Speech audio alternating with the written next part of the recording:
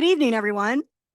Welcome to Indiana Landmark Center. I'm Suzanne Stanis, the Vice President of Education. And whether you're a first-time visitor or a frequent visitor, please take time to marvel at the wonderful architecture of our state headquarters, the former Central Avenue United Methodist Church. And we'll have volunteers throughout the building to guide you, as well as tell you a little bit about its story and the work of our organization. I want to give a big thanks to our sponsors who have made this wonderful event possible: Church, Hiddle, and Antrim, the Indiana State Bar Association, and the Indiana State Bar Foundation. And a special thanks to Doug Church, Carissa Long, and Lisa Elko for their help coordinating the event and bringing all this artwork together. We have been working on this for nearly a year, so this is an exciting evening. Following the, yes, please.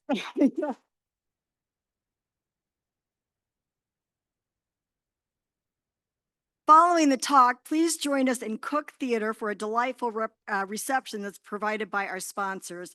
And the exhibit is then in the lower level Wrap Family Gallery. So to avoid overcrowding, feel free to go to either one in any order, get some food and drinks at the reception. You can take that down to the gallery, or you can look at the artwork first.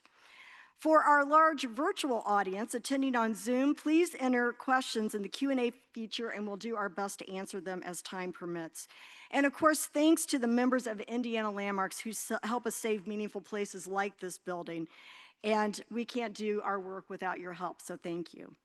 With that, I'll turn the program over to Clay Miller, who is a former Indiana Landmarks board member, as well as a former clerk for retired Chief Justice Randy Shepard, and past president of the Indiana State Bar Association. Clay?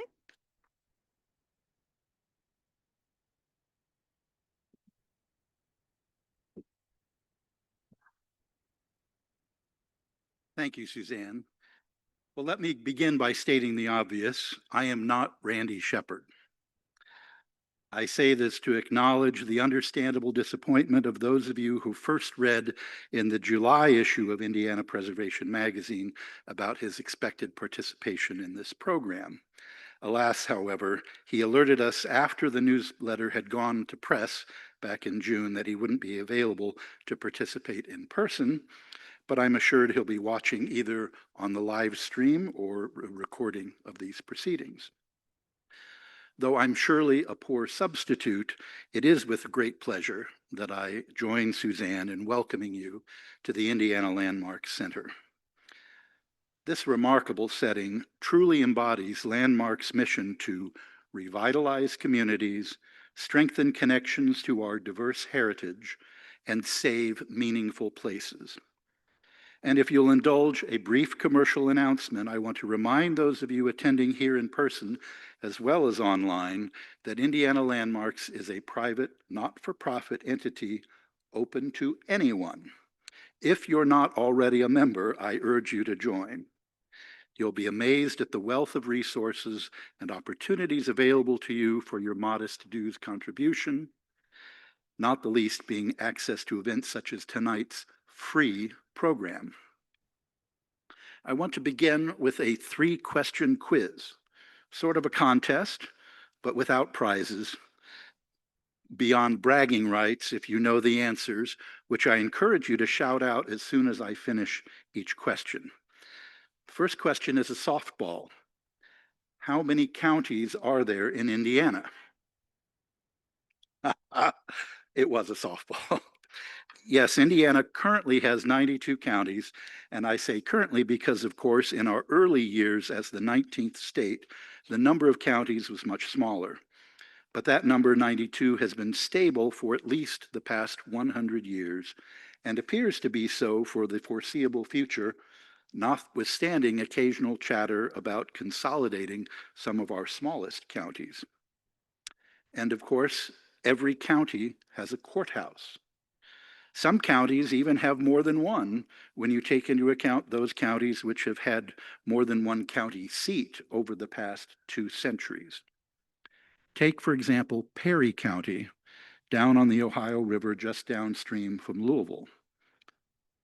There we go. There's the image of the courthouse in Rome, Indiana.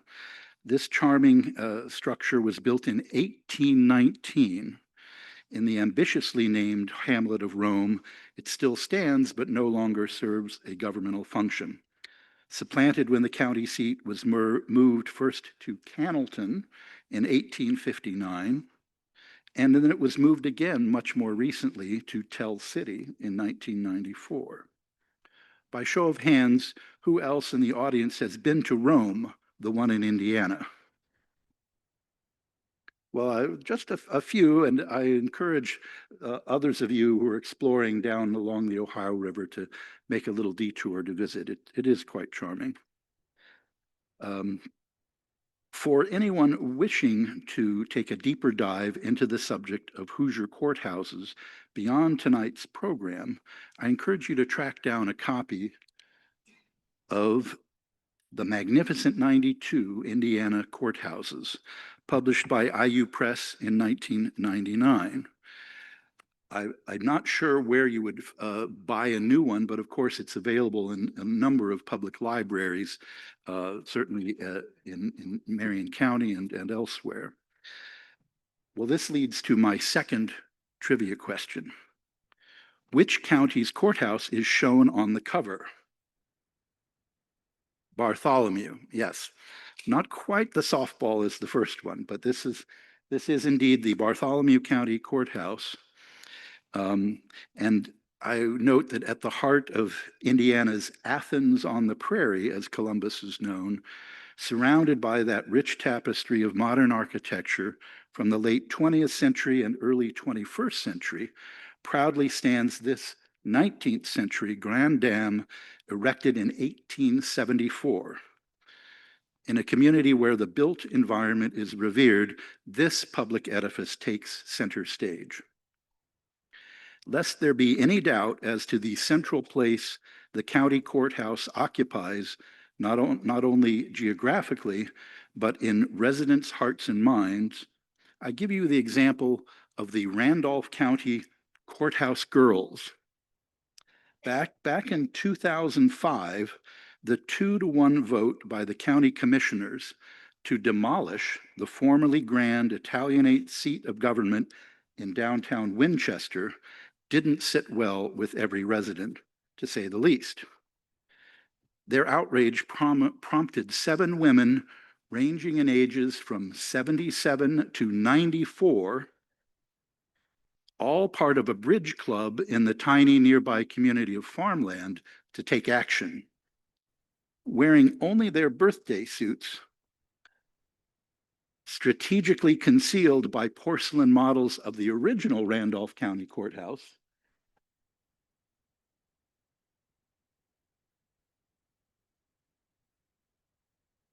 I think this may have been Miss February. They posed individually to raise awareness of the threat to their county's heritage, with proceeds supporting a Save the Courthouse fund. Here's a shot of the whole group. Gathered around the bridge table, and in addition to the porcelain models of the courthouse, some of them were wearing aprons. But their efforts garnered national attention and even led to becoming a subject of a 2008 documentary film, Courthouse Girls of Farmland. The courthouse was placed on Indiana Landmark's 10 Most Endangered list in 2005. And lo and behold, thanks to these and other efforts, the courthouse was saved. Not only was it not demolished, but the county even came up with the money to rebuild the tall clock tower and mansard roof that had been removed in the 1950s. The restored edifice was rededicated in 2012. Be sure to check out the painting of the finished product downstairs. Indiana Landmarks indeed has a long history of advocating on behalf of preserving Indiana's courthouses and their surrounding downtown contexts. Our top-notch staff and lobbyists were instrumental in the state's creation of the Courthouse Preservation Advisory Commission, which has studied the unique issues many of these aging community icons are facing and helped identify solutions to head off demolition. With this background, We are so pleased to be able to celebrate with all of you tonight the completion of a monumental task to collect original works of art depicting the courthouses in each of Indiana's 92 counties. This collection, which we all look forward to viewing downstairs immediately following this program, was the brainchild of a revered Hoosier lawyer whose own legal practice has anchored a downtown corner in Noblesville across the street from the Hamilton County Courthouse for decades. His name, as I think you all know, is Doug Church. And that's the third and final question leading to the third and final question in our quiz. How many years did it take Doug to assemble this collection of 92 paintings? Well, I heard a smattering of guesses in the mid to upper teens. The correct answer is 18, and I think someone over here said that. He started in 2007, and I should correct myself. Of the 92 images, 91 are paintings, and one is a fabric rendering of that county courthouse. Doug will be speaking to us shortly about his experience undertaking this daunting task. But first, to offer insights into both the cultural status of county courthouses as tangible testaments to the rule of law and their symbolic importance to their communities, we're fortunate to have Dr. Elizabeth Osborn from IU Bloomington, where she is the director of education at the university's Center for Representative Government. Earlier in her career, Liz served for 8 years. She lived for 8 years in Hawaii and taught social studies to high school students on the island of Oahu. Immediately prior to returning to IU, where she earned her PhD in U.S. history, she was employed by the Indiana Supreme Court, creating their nationally recognized education program, Courts in the Classroom. Liz was named by Indiana Governor Eric Holcomb as a Sagamore of the Wabash. Please join me in welcoming Liz Osborn to the podium.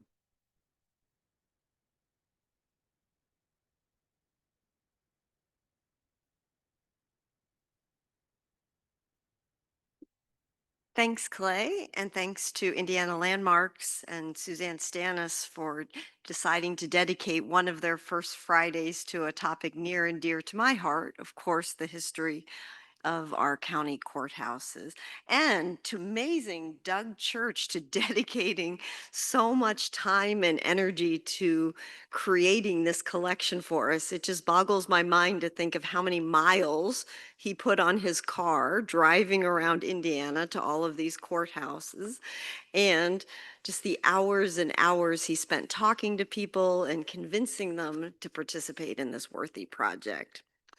As I was preparing my remarks for tonight, whoops, of course, here I already forgot to start my timer, but Suzanne will keep me in line if I go over here. But as I was preparing my remarks for tonight, I kind of was suffering from imposter syndrome because I'm not a lawyer.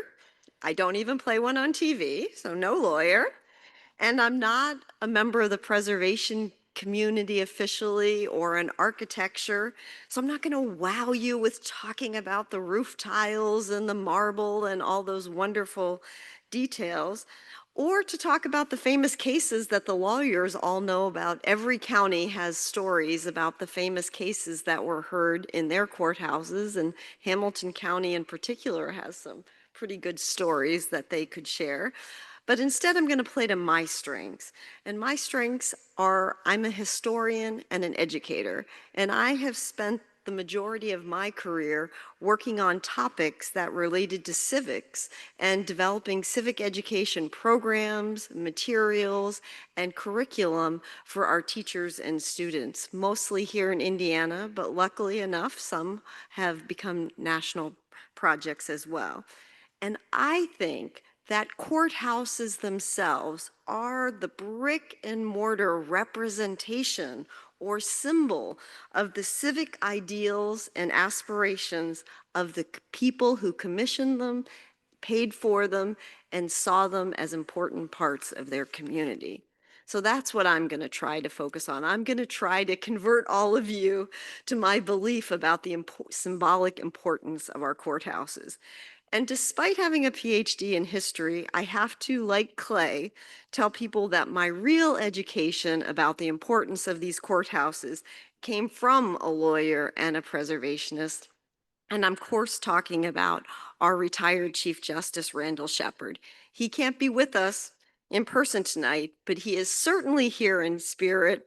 And I'm wondering if he's here online. So maybe if Amy got the computer set up, he's watching or Maddie, if she was home, got the computer set up so that they could be with us tonight.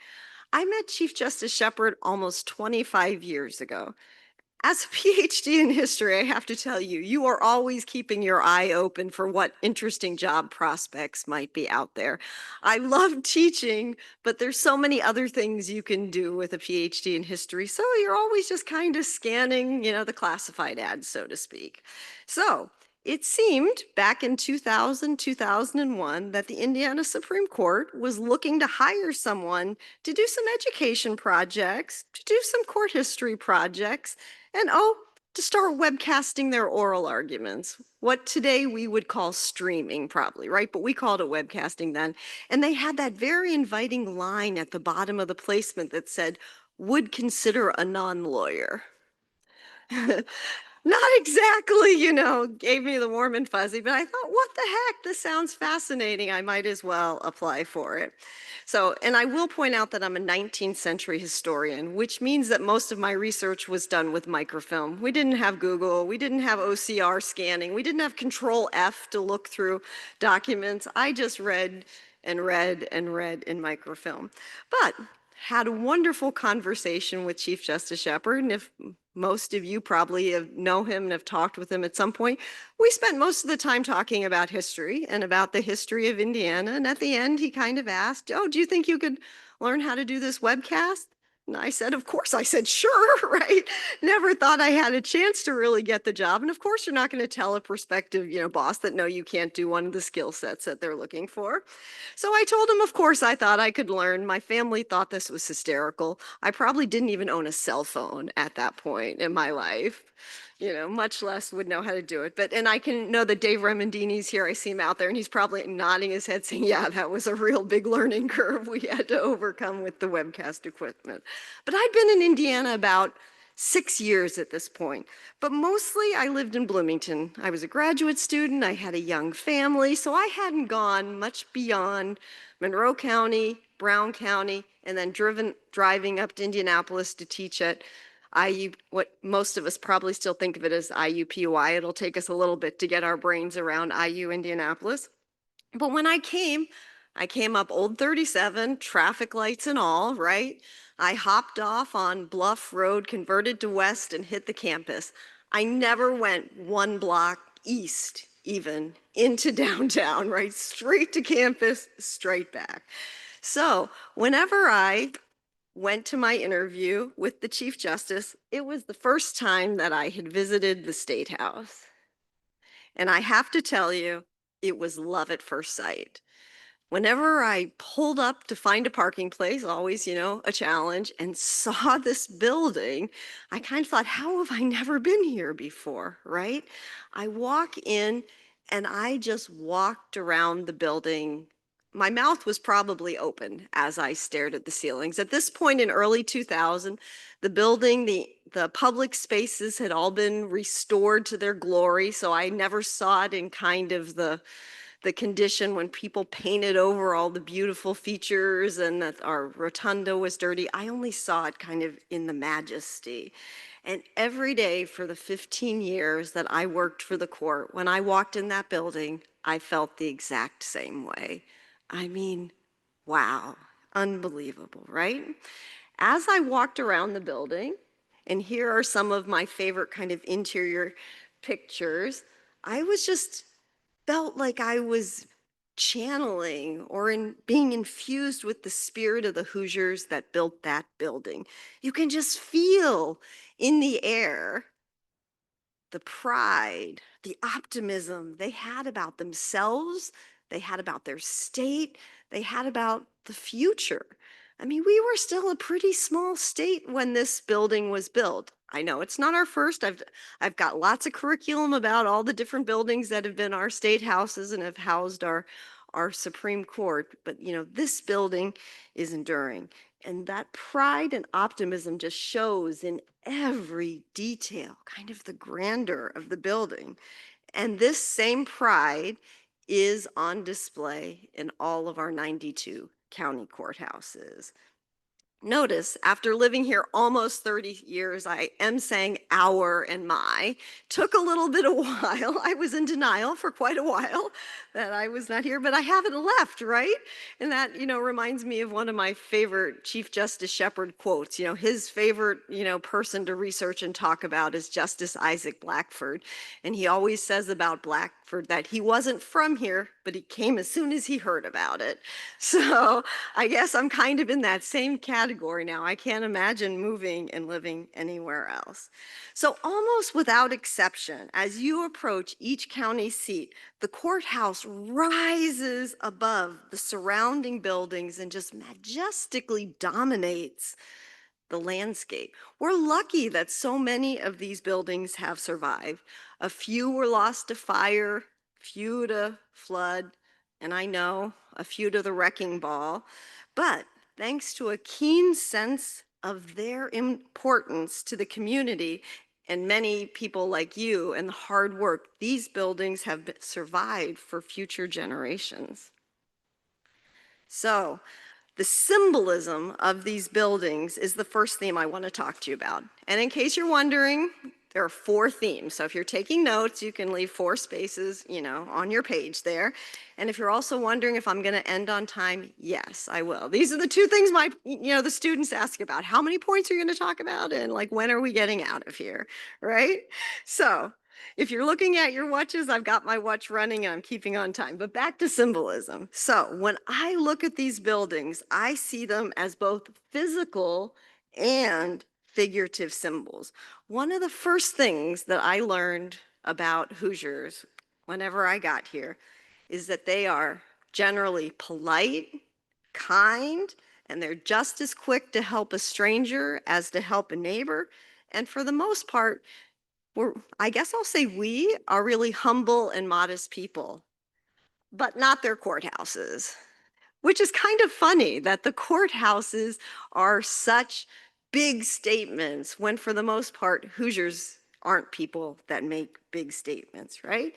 And I liked this, again, I have to thank Suzanne for helping me with the pictures. I told her I could spend hours and hours and hours looking for pictures that would probably just take you, a couple, minutes flashing through your computer. But so I'd asked her for some pictures that were like aerial overviews, because I think from the air, when you look down, you can see how in most communities, these buildings are just head and shoulders bigger than everything else. And if you think about when they were built, so many of them in the 1800s, when these towns were just little farm towns, right? But they had this vision and built these huge buildings. So in comparison to their neighbors, these buildings really dominate the landscape. Recently, my brother and sister-in-law came to visit me from Virginia, and we took a week and drove around almost the whole state. We went to parts of the state that I had never been to, and we had fabulous weather. It was wonderful. But almost without exception, every time we entered a county seat, we could navigate our way to the courthouse without even using Google. All you have to do is kind of look up and then just start kind of turning left, turning right, and working your way to the courthouse there in the center of town. So most of them have these modest downtown structures, and the buildings around them, and I mean, even if you think of kind of bigger towns, like maybe Bloomington, the buildings around them are only 2 or 3 stories high, right?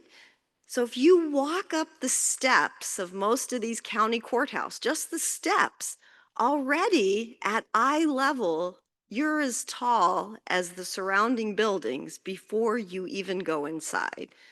And I know there are some other smaller, more modest ones, but for the most part, they are that much bigger. And the interiors are just as imposing. So here are some of the symbols that oh, I guess I actually was going to move on. I should have advanced a minute ago. I told you, no, moving clickers is not my best thing. So here's the inside in Allen County, Fountain County, or just some examples. So once you go inside, the interior is just as amazing as the exterior. And if you think of what an investment it was for these communities to pay for not only the artist's time and labor, but the materials, the building materials that they used inside these courthouses. So the grandeur of these buildings symbolizes a key feature of the American Republican experience, the foundational importance of the rule of law.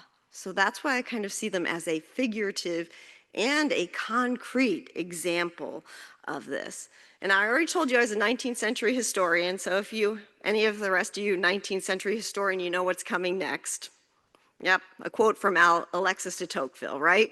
Because de Tocqueville came to America, 1830, 1831 is whenever he was making his grand tour around the country. And he commented over and over again about what made America different than Europe. And it was this belief in the people in the rule of law, which is so different from their European counterparts. The average European peasant, small town farmer didn't have that belief that law was going to protect him or her, that they had the right to go to a local place and hear their case heard in kind of a neutral thing and have a chance to win. So that he sees that as one of the outstanding principles and fundamental differences about America in the 19th century.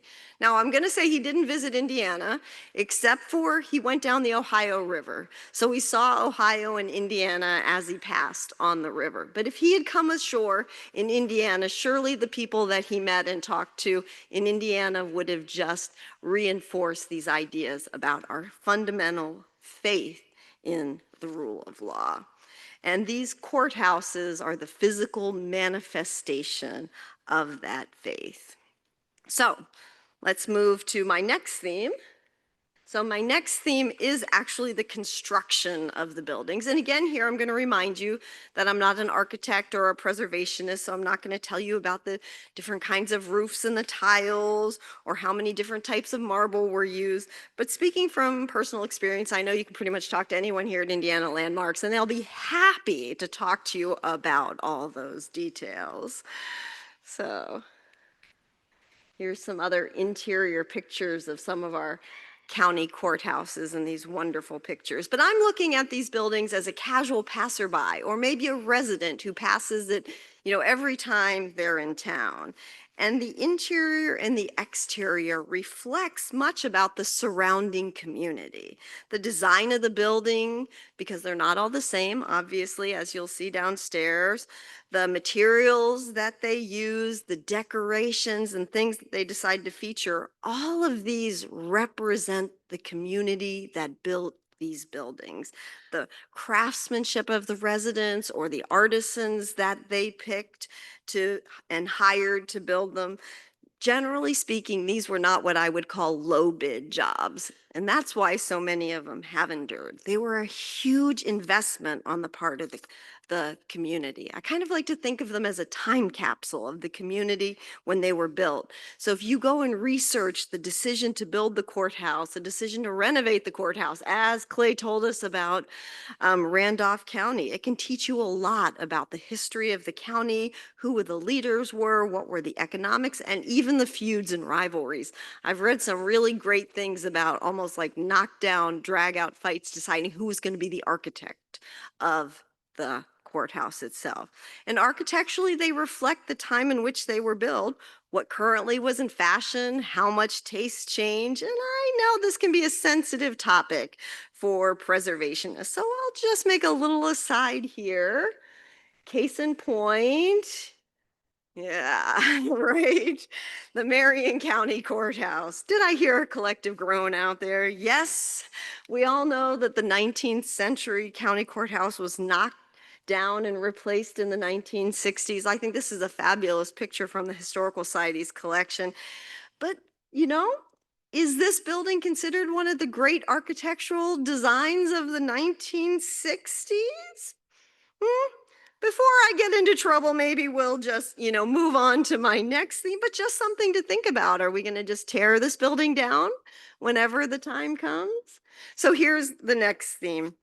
So the location of the courthouse as the center of the community. So besides the symbolism of the courthouse representing the aspirations of the community and the rule of law, they are also centers of community. So, for example, we can talk about courthouse squares, which can be interpreted in two different ways. One is a description of the architectural features, and I think I moved my slides here to show you that Ball State actually has a great website that talks about the different architectural courthouse squares, and they've incorporated all of Indiana landmarks, histories in there. So if you're interested really in kind of that architectural side of courthouse squares, you can go and look there. But I'm thinking of them more as the center of the community. How many of you, and this is like Clay, maybe this is a participation sport here, how many of you have sat on the curb or had your soccer chair set up on the 4th of July around a courthouse square waiting for the parade to come by? Right? Now, I have to say I didn't get to do that until I was in my 30s because I never lived in small town America. My dad was in the Army, we lived overseas, but I got to do that with my kids in Bloomington, in Monroe County, and then at his parents' house in Ohio. And I felt like I was in a Norman Rockwell picture, right? I mean, this is what America is. And I just cherish those memories that my kids got to have of sitting there on the curb waiting for the parade to come by. So now let's go inside the courthouse. So that's kind of outside the courthouse. We have farmers markets, we have parades, all because this is the center and heart of the community. And inside the building as well, these are shared spaces housing other public institutions. Most of our courthouses also contain offices for legislative and executive functions. Very interesting when you think about it. We call them courthouses, but the mayor, the town council, the county clerk are all housed in that same building. This message is clear. This was a space that belonged to the residents of the community. You paid your bills here, your tax bill, I guess I'm meaning. You might have gotten married there, you registered your kids' births there, you paid your taxes, you registered to vote, maybe you served on a jury. And in federal courthouses, you even picked up mail or mailed your packages there. Courthouses were the center of the community. So what about today? So a lot of my focus here has been on the perception of the buildings as a symbol of the rule of law, as a symbol of the community, a center of the community pride. But we might as well start at the front door. What happens when you go in most courthouses, most public buildings today? Can't remember what little courthouse I was in, but it was one of those ones that wasn't the huge grand one. What do you see? The X-ray machine and the scanner, right? I mean, I know that these are necessary. Sadly, we have way too much public violence, and we need to have those things in place to protect the people who work there. But what I'm thinking about is how does it change our perception of the building? Do we now see, and the businesses that happens inside that building, do we still see them as a welcoming place that's a place at the center of our community? Do we think of it as someplace belonging to us, or does it belong to and I was one of those bureaucrats, the bureaucrats, the civil servants who work in the building. So these are some new pictures because kind of as I close, I want to point out that traditionally we call these buildings courthouses, even though most often they house executive and legislative functions as well. Well, what happens when the court moves out? So here in Marion County, we have our new Justice Center, and I did a quick Google search and came up with references to the Marion County Community Justice Campus and to the Criminal Justice Campus. The latter name alone kind of implies that people are guilty of a crime when you go to the criminal justice center, right? Are changing perceptions. So I started my talk kind of wanting you to think of kind of perceptions of those classic courthouses, and I'm kind of ending my talk wanting you to think about what are we do when we're building these buildings today, and someone 100 years from now is giving this same talk. How different is it going to be when they're talking about a justice center as opposed to a county courthouse? But let's end on a high note. Thanks to the good work of all the people and organizations like yourself, courthouses are being preserved even after they fall out of use for their intended purposes. And to kind of come full circle, I'll reference the Vandenberg County Courthouse. It's been repurposed into spaces for community organizations and event spaces, including the Randall T. Shepard courtroom. So kind of bring us full circle.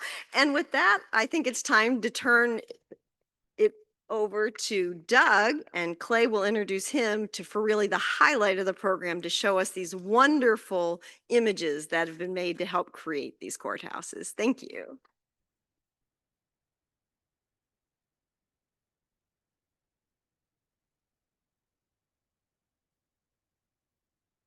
Thank you, Liz. Our second speaker is indeed Doug Church. Doug grew up in Muncie. As a former Munsonian myself, we are proud to claim Doug as a favorite son, even though he made his career as a lawyer and community leader based in Noblesville. With the office of his venerable eponymous law firm, Church, Hiddle and Antrim, located right on Hamilton County's Courthouse Square, Doug still gets to experience almost daily the power and charm of such a heritage-steeped setting. Doug received both his undergraduate and law degrees from IU and is also a graduate of Harvard's program of instruction for practicing lawyers. A past president of the Hamilton County Bar Association, he also served as president of the Indiana State Bar Association in 2008. Not surprisingly, Doug has a long list of civic and charitable engagements and accolades. To highlight just a few, he is a past chair of the board at Conner Prairie, has served as an officer of their foundation, and is a trustee emeritus of the Conner Prairie Museum. Doug is a current member of the Board of Trustees of the Greater Indianapolis YMCA Foundation and has a long and enduring involvement with U.S. Masters Swimming. He was the Hamilton County Citizen of the Year in 1997 and was named the statewide legendary lawyer by the Indiana Bar Foundation in 2020. The list goes on, but without further ado, please join me in welcoming Doug Church to the podium.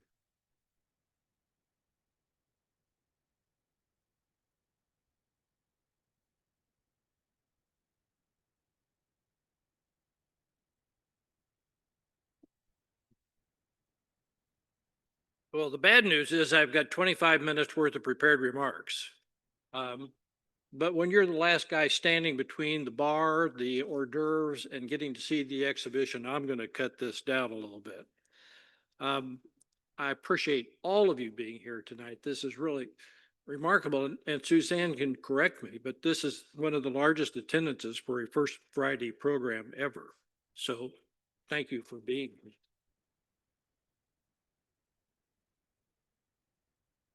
Tonight is the product of a partnership, and the synergies flowing from that partnership are really astonishing when you think about the fact that the Indiana State Bar Association, which represents about 15,000 lawyers across the state, the Indiana Bar Foundation, which raises and spends over several $1 million a year in providing pro bono legal services to indigent persons in the state, the Indiana Landmark Center, for crying out loud, all the things that they have preserved. And I can tell you, I'm reasonably certain all of these organizations accept donations. And if you look online, it doesn't take much to find out the where and the how to make a contribution, because they are deserving and they are worthy. I also want to thank just a few other people before I say anything more substantive.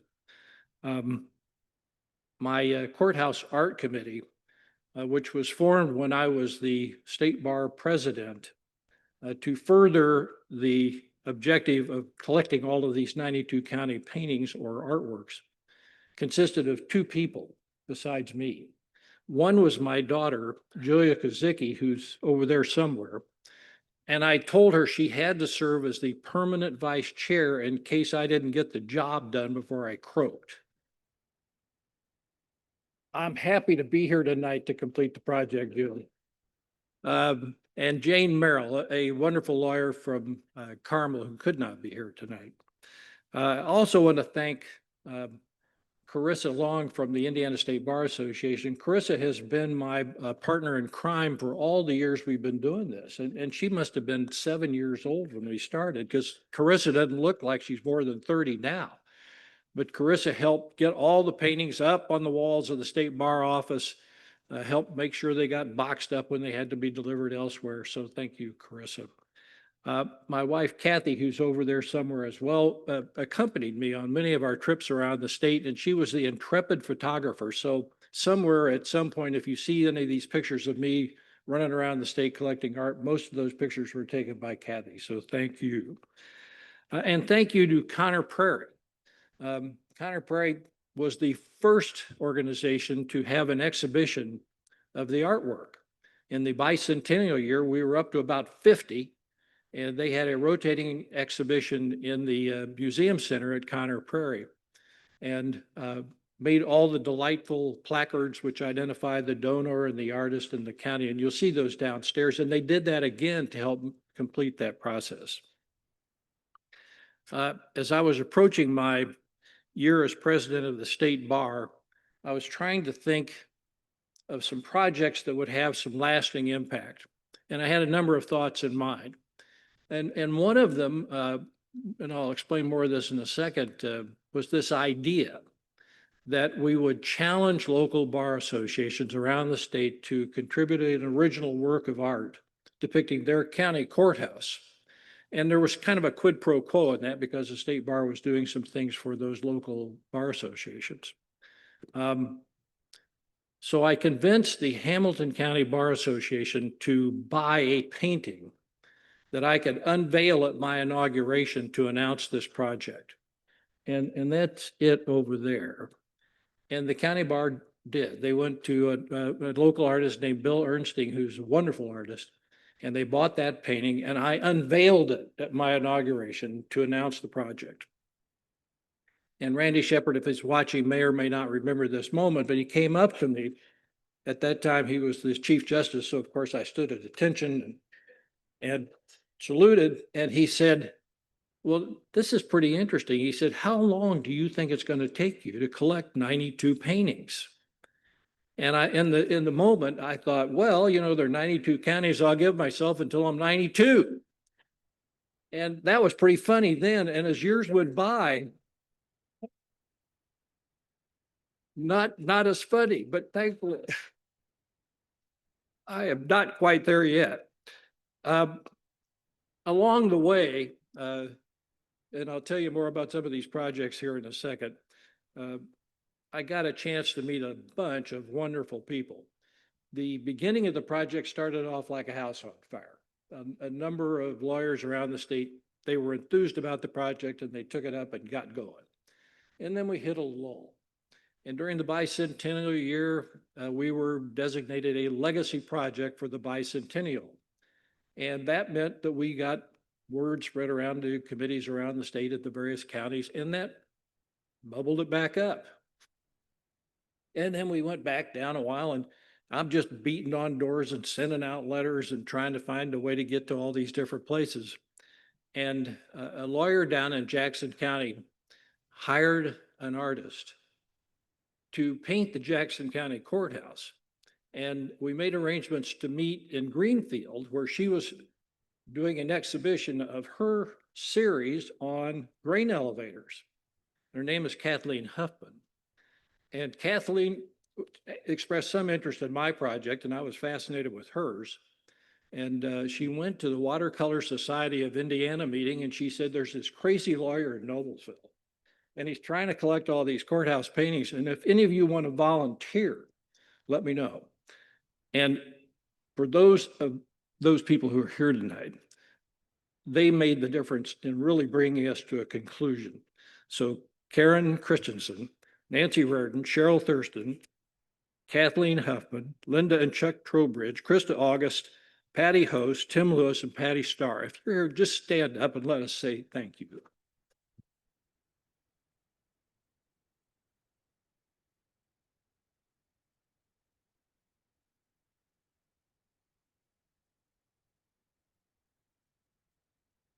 Their executive director of the Watercolor Society of Indiana, Tanya Roberts, could not be here tonight, but she also contributed a painting to the project, and we wouldn't have been able to do it without you.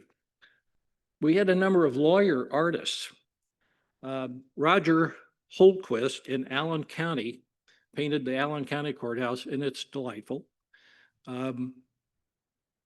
Judge Steve Cox did the Franklin County Courthouse, and if you haven't been to Franklin County to see that courthouse, it's worth the drive. I mean, it's just one of those unusual, special places. Howard Huntington in Union County, and Jim Bourne, one of my predecessors as president of the Indiana State Bar Association, painted the Floyd County Courthouse, and Jim is here tonight. Jim, over there.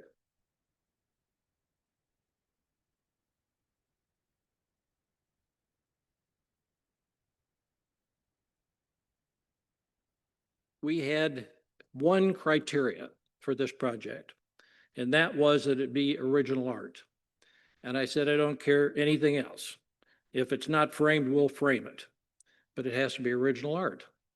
And I'm crossing my fingers when I say this. I believe we hit the mark. There may be one that was a print with the color wash done by the artist, but I think they're all original.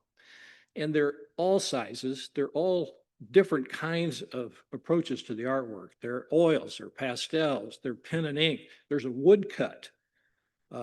It's really remarkable. There's some that are so realistic you think you're looking at a photograph, and there are others that are highly impressionistic. It is eclectic to the max. I'm not sure how it could be any more eclectic than it is. There are a couple of them that are worth talking about, and I asked to have them brought up to the stage, and then they'll go back downstairs. I already mentioned the Hamilton County Courthouse. It was the first. The last to be committed is the one next to it. That's Cass County. And thankfully, we have some people from the Logansport Art Association here tonight. I'd been trying to find a lawyer, an historian in Cass County. It was one of the last counties remaining. And I talked to somebody at an art gallery, and they said, talk to the Historical Society. And they said, talk to the Logansport Art Association. And finally, Jane Williams, the executive director, responded. And she said, well, we'll look. And it turned out that one of their members, who lived to the age of 103 and was a prolific painter and known as the Grandma Moses of Logansport, when she died, she left several hundred paintings to the Logansport Art Association. And fortunately, somebody in the Art Association, Rosie, decided she'd go through them and see if she could find a courthouse, and she did. And they sent me an email and they said, we found a courthouse and we'll loan it to you. And so reluctantly, I responded and I said, I really appreciate that, but we don't want to loan. This is a permanent collection. Nothing came back for a while. And then an email and they said, we've changed our minds. It's yours. So, thank you. In addition to the fact that the artist had created all these paintings, really prolific art, she painted a painting, and you look at it when you see it up close, sometime back in the 50s of the Cass County Courthouse. And on the lawn in front of the courthouse is an art exhibit. Imagine, it just seems like kismet somehow. These two paintings here I chose to include because as many of the paintings that were done by a particular artist for a particular reason associated with this project, they were hired by somebody or they had a contest or whatever it might have been. There are many of the paintings like the one done by Helen Miller in Cass County that were done long ago and acquired by somebody who then donated them. The one farthest to my right is Vigo County, Terre Haute. And that was done by an artist named Peter Bruning. And Peter was a professor emeritus of fine art at Indiana State. He taught at a number of different colleges. He was born in Europe, came to this country, devoted himself to his art. And he did this one, it's a pastel. And somehow or another, it ended up in the hands of the public defender's office in Vigo County. And they called me up and said, "We've got this painting. If you want it, come and get it." We were in the car the next day, Kathy. I think we were on our way. This painting is the Madison County Courthouse. And with one or two exceptions, the paintings, the choice of the donor was to do your historic courthouse or your current courthouse. Most of the time it was the historic courthouse. This is the historic Madison County Courthouse. It was done by an artist named Ruthven Byram, who studied under T.C. Steele. It was probably done in the late 30s or early 40s. My mother was a devoted trustee of the Anderson Library. And when she passed away a number of years ago, my dad purchased this painting and donated it to the Anderson Library in her memory, and you'll see a plaque. When this project came along, he started thinking about that. And he found out that the painting was not on display. It was in storage in the basement. So we had a conversation. And there is a process well known to museum people about deaccessioning something. So we went through that process, and the painting was fortunately added to our collection, which is special to me. Just a couple others. Maybe the largest project was done in Tippecanoe County. Patty Truitt was a friend through state bar activities, and she was president of the Tippecanoe County Bar. And she convinced the lawyers in Tippecanoe County to donate money to create a fund so they could have a juried art contest and pay the winners. And they raised several $1,000s. And they decided they would do select 7 paintings, 1 for the state bar and then 1 for each of the 6 courts in Tippecanoe County. They had 40 submissions. And if you look when you get down to the gallery to see the Tippecanoe County painting, it really is extraordinary. And they had several hundred people come for their opening reception. Several hundred more showed up for the day when we had the big pass out on the courthouse lawn. Just really astonishing that people got that invested in a project where this guy from Noblesville was going to walk off with their painting and didn't pay for it. In Crawfordsville, Montgomery County, right? The Bar Association had a nice luncheon, had a nice painting, and they noted, and when they gave me the painting, that the tower on the original courthouse was gone. That sometime back in the 40s, they'd removed the tower because of the concern about the stability of the building. And they said, and this was early on in the project, that they had started a fund drive to raise the money in order to restore and replace that tower. And that's one time I think I wrote a small check to help contribute to that fund. And since then, the Indiana Landmarks donated $75,000 for a matching fund challenge grant, and they raised the money and they've replaced the tower. So good things can happen. In Greene County, they had 3 towers, 1 on each end and 1 in the middle, and their building was sinking. So they took all the towers down. And the judge, when we went there, said, "Come back in my office." And they had a picture of the original building with the towers. And I said, "There's this county up in north central Indiana where they replaced the tower. Maybe you want to start thinking about how you can do that." all of the synergies that have resulted from some of the contacts that people have made, not necessarily with me, but local bars with their artist friends, or the historical society with the lawyers, however they got the projects together. The fact is they were able to get something positive done, create more community connections than were there before. Even though Cass County was the last committed, the last painting we actually picked up was in Rockport, Indiana. And Rockport's down on the Ohio River, Spencer County. That's the home where the Lincolns moved after they came over from Kentucky. And it also happens to be the last church that my grandfather church, who was a Methodist minister, pastored, the Trinity Methodist Church in Rockport. So it was kind of a special trip for us to go down to Rockport. And we all sat on the bench in the courthouse with Abe Lincoln and got our pictures taken, and saw my grandfather's church, and revisited and thought about the connections that we've all made as we've traveled from literally from one end of the state to the other. Excuse me. It's been an honor truly to have the chance to do this. Something over 60 of the 92 counties we visited personally, and had a chance to interact with artists and lawyers and judges and people who were part of the process of developing the project that led to the chance to collect this art.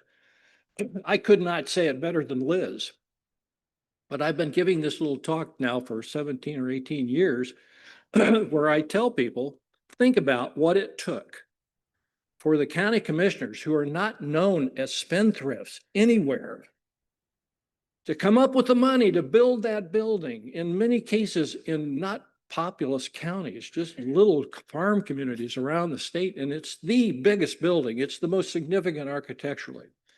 And my conclusion was and remains, it's because they were close enough to the foundation of this state and the chaos that preceded statehood and the arrival of civil law, that they appreciated the fact that the rule of law represented by these courthouses gave them a chance to raise their families, start a business, live a safe life in a safe environment, all because of the rule of law. I call them the secular cathedrals to the rule of law, and we're lucky to have them. Thank you all.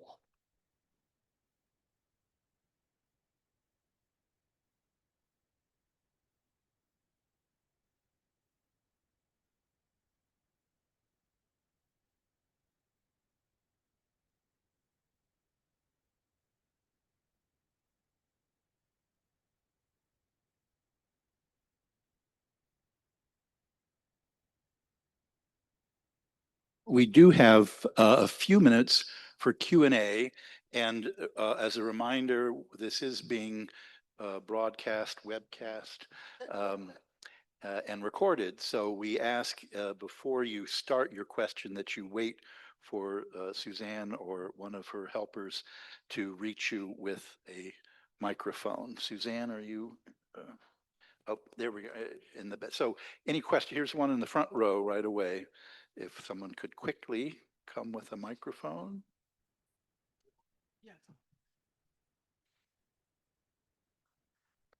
Right down front.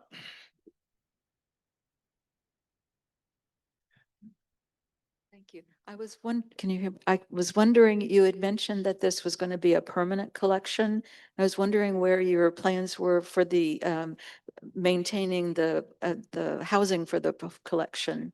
Thank you. Is it on? It's on.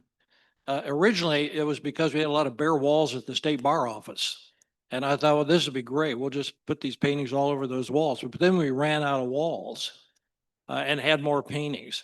The ultimate objective, fingers crossed, when the state of Indiana finally decides to build a state judicial building to house all of the state courts, that would be the ideal location, a public place where all of the artwork can be seen by the public and it can all be displayed.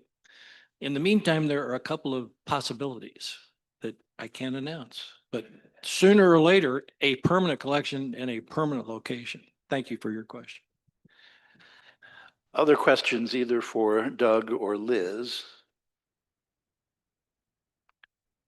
There's a bright light in my eyes, so I'm okay. Well, Doug, I'll ask just one question, and that has to do with your perambulations around the state.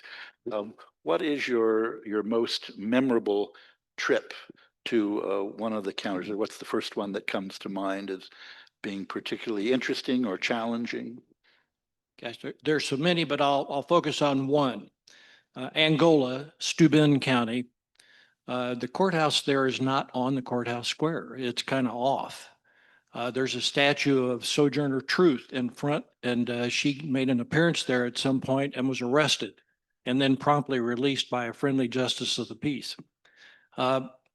It's the only painting in the collection where the artist is unknown.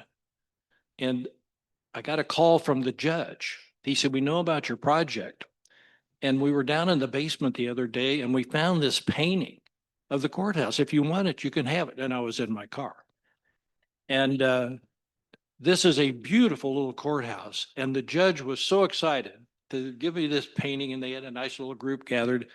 And then he said, "Now follow me." And we went down a hall and up the stairs. And then we climbed up this rickety ladder into the tower. And there was a little walk around the thing. He said, "Come on out." I thought, we're all going to die. But there you were looking out over Angola from the top of this tower. And it's just one of those special moments. But thank you. There are probably 50 more that I could talk about. Any final questions before we move on? Well, my final question has to do with what was alluded to in both Liz and Doug's remarks, that again, there have been different courthouses in different times. And I know in Muncie, like in Indianapolis, the historic courthouse has been replaced by a more contemporary structure. And if you go downstairs, the Muncie painting is of the original historic courthouse. Are any of the paintings of the replacement courthouses? There are, in fact, Jim Bourne's painting of in New Albany, that courthouse. It's Floyd County. It's the new courthouse. The painting of the Marion County Courthouse and the City County building is the same. It's actually taken from the picture you showed earlier. And it was done by the daughter of John Trimble, a well-known Indiana lawyer who passed away not too long ago. And John said he liked this idea and convinced his daughter she should paint the painting from that perspective because it showed the old and the new. They actually continued to use the Marion County Courthouse until the City County building was constructed, and then they moved over and tore it down. Delaware County, though, my home, the lawyer, and you'll see a picture in the rotation of slides, who took charge of that for the Delaware County Bar was a guy named Jack Buckles. And Jack Buckles is one of the reasons I'm a lawyer today. As a kid growing up in Muncie, he was very active with scouts and in the community. And I didn't know what lawyers did, but I thought Jack Buckles was a pretty swell guy.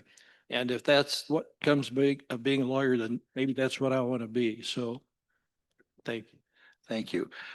All right. Well, the end of our program is going to involve just a couple of special awards. And I want to first introduce one of our 5 Indiana Supreme Court justices, the Honorable Jeffrey Slaughter, to come to the podium, and he has a presentation to make.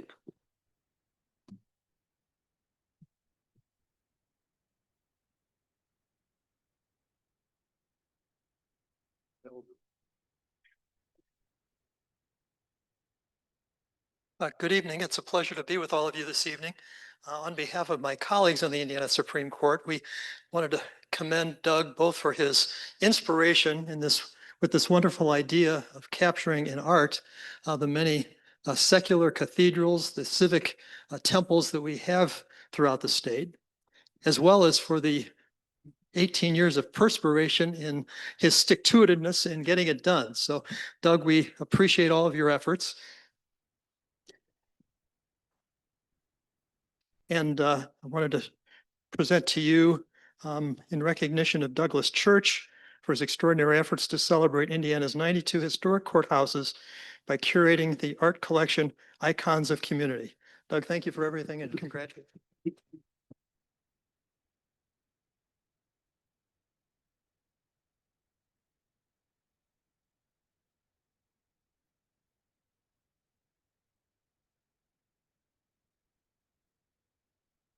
I'd ask my former colleague, Steve David, to come to the podium, please.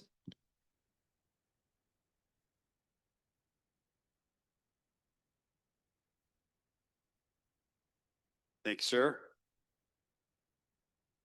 Mr. Church, front and center.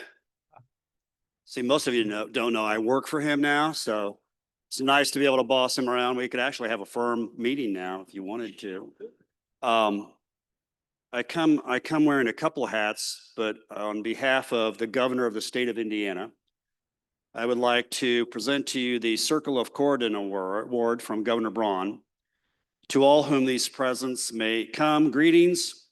Whereas the early leaders of our state gathered in Corridon in 1816 to adopt the first Indiana Constitution and to create the state of Indiana. And whereas Corridon was Indiana's first capital and center of leadership in the early and formative years of our state. And whereas, like the founders of our great state, many others have made remarkable contributions to the betterment of Indiana and its people, and therefore are deserving of consideration for membership in the Indiana General Assembly's Circle of Corridon.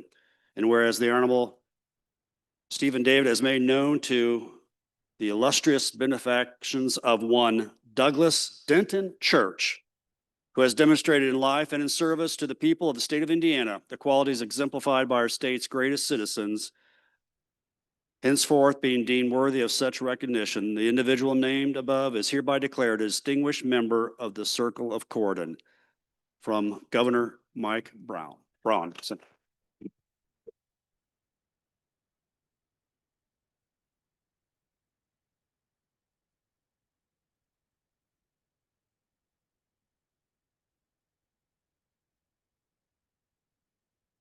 I'd just like to add to Clay Miller's quiz a riddle. And that is, what do you get when you take someone's passion for the arts, their servant leadership, big P perseverance, and relentless pursuit of a goal? Doug Church.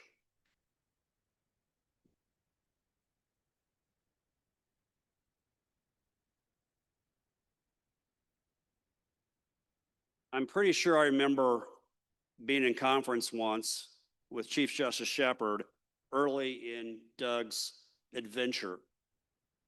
And the conversation was about how long it would take and where Doug was. And I believe Chief Justice Shepard said he will get it done. And then I raised the issue that we're missing 2 paintings, 2 portraits, 2 sketches of 2 justices of the Indiana Supreme Court early in our history. And Chief Justice Shepard may have said, that's Doug's next project. And so, Doug, one other slight award for you, if you'll come back up here. Justice Slaughter dispatched me and his fellow justices to give you, the Indiana Supreme Court has its own challenge coin. The history of the challenge coin dates back to ancient times. It was originally on the battlefield given by the commanders or the leaders of the state or the country, usually in gold, embossed with the logo of the army or the republic or the nation. This is not pure gold. It's given in high honor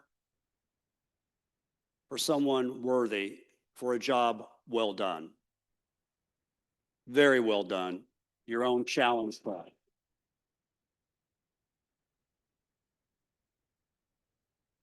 I'll get the one of these. And I have the great privilege of introducing to you the president of the Indiana State Bar Association from the firm of Austin, Kuiper, and Jositis, Crown Point, Indiana, our own Michael Jositis.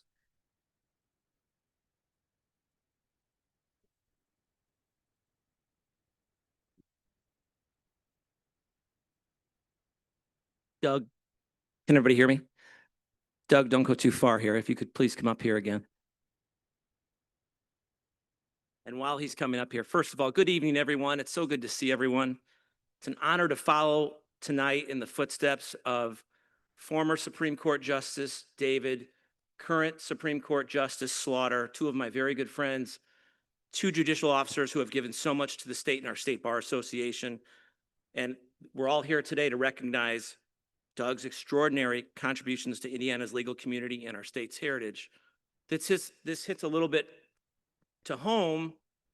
When I became the ISBA president last October, my three children, who are here today with me, hopefully they're not making too much noise over here and in the back, and I posed for Race Gesti, the cover photo, which is my first edition as the president, in front of the Lake County Courthouse in Crown Point, the historic courthouse in Crown Point, just a block from my law office. That courthouse, built in 1878, stands as one of those secular cathedrals that Doug described. How cool is it that this very building is part of your magnificent 18-year journey, Doug? And I can't thank you enough for everything you've done for this project. Doug's courthouse project isn't just about creating beautiful artwork, though the 92 pieces are truly stunning. This project represents something far more profound. It's about understanding that courthouses are the beating heart of our communities, the physical manifestation of our commitment to the rule of law, and the architectural testimony to our shared belief that disputes can be resolved in a civilized society. When Doug began this project in 2007 during his presidency of the ISBA, he had a vision that extended far beyond collecting artwork. He saw an opportunity to unite bar associations across our state to celebrate the intersection of law and daily life, and to ensure that future legal generations would understand the central role that these buildings have played in Indiana's development. Doug, your passion project has become Indiana's treasure. Your legacy isn't just captured in these 92 beautiful pieces of artwork. Through your leadership, persistence, and vision, you've created something that will educate and inspire future generations of lawyers, citizens, and anyone who believes in the power of justice to build strong communities.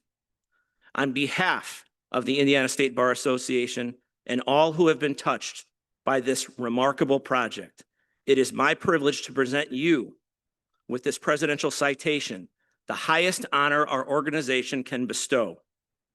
Doug, congratulations on this well-deserved honor and your exceptional service to Indiana and the legal profession.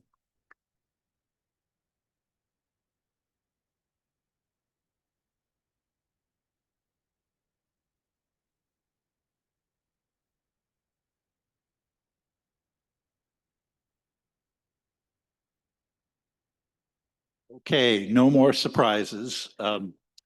That does conclude our program. We thank you again for attending and invite you to either go downstairs into the Rapp Family Gallery, where all 92 works of art are on display, or go into the Cook Theater, which is on this level. I'm pointing this way, but you'll need to go around the door you came in to the Cook Theater and enjoy refreshments. If you go downstairs first, I'm assured there will still be refreshments if you then come upstairs after viewing the art. So please, thank you again and enjoy the rest of the evening.